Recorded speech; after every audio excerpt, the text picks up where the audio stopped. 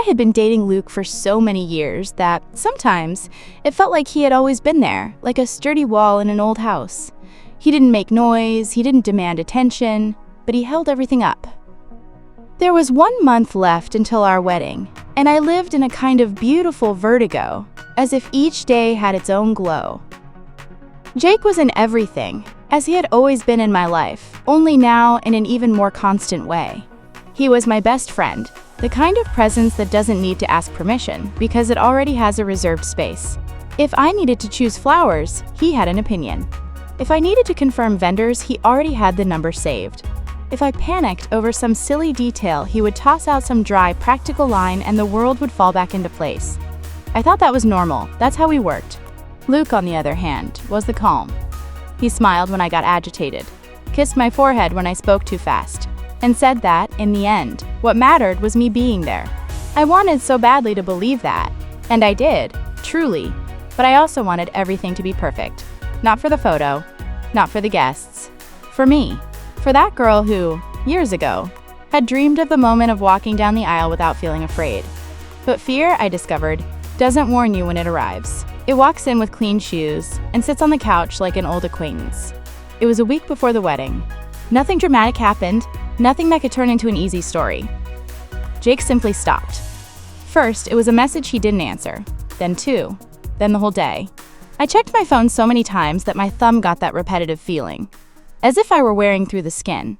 Pause here, like the video, subscribe, turn on notifications, and tell me in the comments, what would you do next? I sent memes, I sent a question, I sent "Are you okay?"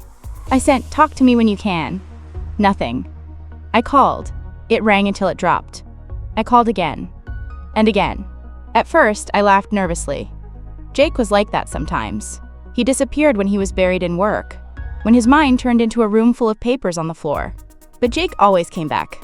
Always. Even if it was just to send an "I'm alive." He never left me in the dark for that long. And as the days moved forward, the dark became a real place. In the days that followed, I kept doing what needed to be done. I confirmed times with the venue, signed things, smiled at my mother, replied to guests, messages, pretended not to feel that hole. But the hole was in everything. In the empty chair, at the planning table, in the playlist Jake had helped me put together, in the habit of looking at my phone just to see if his name was there, as if I were waiting for a notification capable of changing the course of the world. Deep down, I had an anger I didn't want to admit, because disappearing like that was selfish. It was leaving me alone precisely when he knew I needed support. I hated myself for thinking that, because friendship shouldn't turn into emotional accounting. But I was tired, I was fragile. I was one step away from an altar, and my best friend had decided to turn into smoke. And then the day arrived. I woke up before the alarm, with my heart pounding hard, as if it were getting ready to. I went to the place where I was going to get ready. Makeup, hair, dress. I tried to focus on what mattered. I tried to smile. I tried to breathe. But I was still waiting for Jake. Every time someone picked up my phone to take a photo, I had that childish impulse. What if he messaged now? Nothing. When I was ready, or almost ready, with the dress sliding over my body in a way that made me hold my breath, someone said there was a person looking for me. I imagined 1,000 things before imagining the obvious. My first thought was, something happened. My second was, it can't be today. And it was there, in that narrow, improvised corridor, with people passing by and the distant sound of the church outside, that I saw Jake. He looked different. It wasn't his hair, or his clothes. It was the way he occupied space, as if he had arrived carrying something heavy inside. I wanted to scream. I wanted to run to him and hug him. I wanted to shove him against the wall and demand an explanation. I wanted everything at the same time. He didn't make a spectacle. He didn't come in with movie drama. He just looked at me like someone arriving too late at a station and still trying to hold the train door. And then he said, with few words, but with a truth that seemed to hurt his mouth, that he was in love with me. I felt the world tilt. It wasn't romantic. It wasn't beautiful. It was brutal. It was like someone had thrown icy water in my face and, at the same time, struck a match inside my head. I blinked several times, as if that could reorganize reality. I wanted to deny it. I wanted to laugh and say it was his nerves, that it was fear of the wedding, that it was anything but that. But I knew Jake. I knew the way he avoided exaggeration. And in that moment, he wasn't exaggerating. He was, for the first time, without armor. He asked me not to get married. And I, there, ready to walk into the church, felt something I had never felt with such clarity. Life doesn't care about your schedule. It doesn't care about the perfect timeline, the confirmations, the invitations sent. It just chooses one instant and sticks its hand inside you to see what's there. I looked at him and thought about everything. I thought about my friendship with him, the accumulated years, the laughs that seemed simple, the deep conversations that saved me from myself. I thought about how many times he had known me before I could explain myself. I thought about trust. I thought about care. I also thought about how many times I, without realizing it, had let him be my safe harbor, while I said my future was with Luke.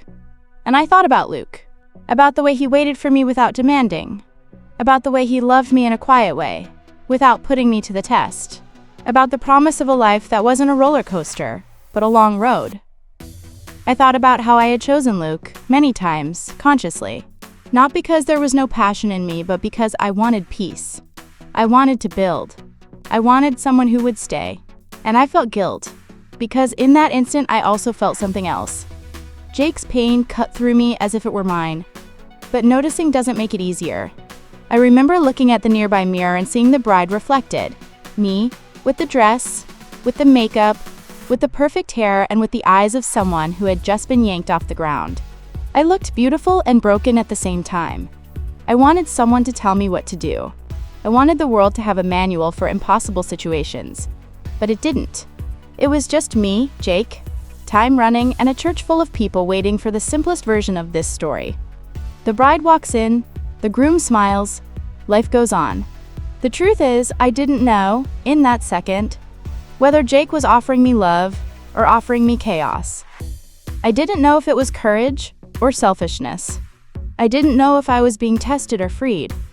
I only knew he had chosen the worst possible moment to be honest, and that even so, I felt that honesty wasn't small. It was a bomb. I realized something no one says about marriage. It's not only about who you love, it's about who you decide to be. It's about what kind of life you want to sustain when the world gets confusing. I won't pretend I felt nothing, I felt it. I felt a part of me want to run to Jake and ask why he didn't say it before, why he let me get this far, why I never noticed. I felt a part of me want to hug him and say it was okay, and I felt a part of me want to punish him for putting me at a crossroads in a white dress with entrance music. I looked at him and, inside myself, I asked for silence. I asked for 1 second of lucidity.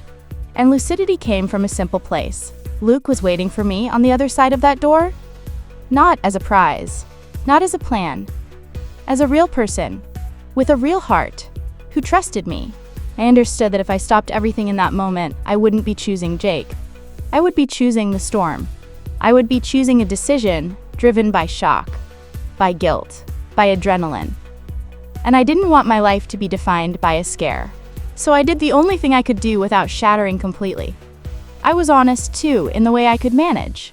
I told Jake in a low, steady voice that I loved him, but not in the way he wanted, not in a way that would change everything right there. I said that what existed between us was too deep to be reduced to a desperate request at the door of a church. I said he had left me alone for an entire week, and that it had hurt. I said I needed to go in. I watched his face collapse with dignity, like someone trying not to fall so they won't make noise, and that image stayed in me like a scar. I don't know if he hated me in that instant.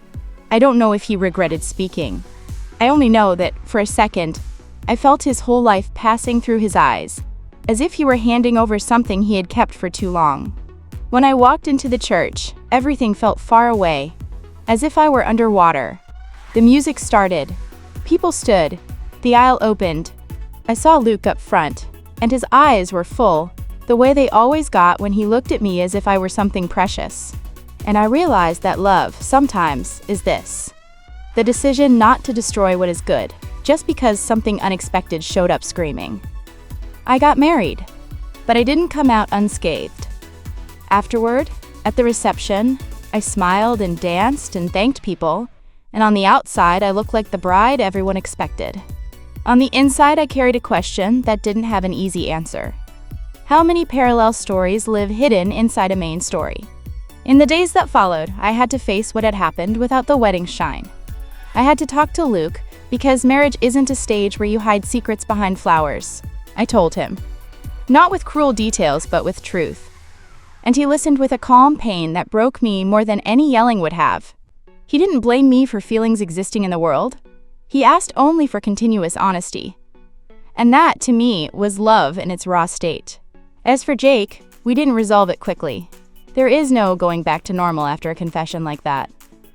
There was silence. There was distance. There was a longing that hurt in a different way. And there was, too, the maturity to recognize that some truths need time to stop bleeding.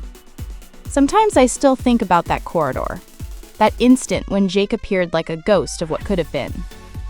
Sometimes I imagine what it would have been like if he had spoken months earlier. Sometimes I feel a tightness that isn't regret.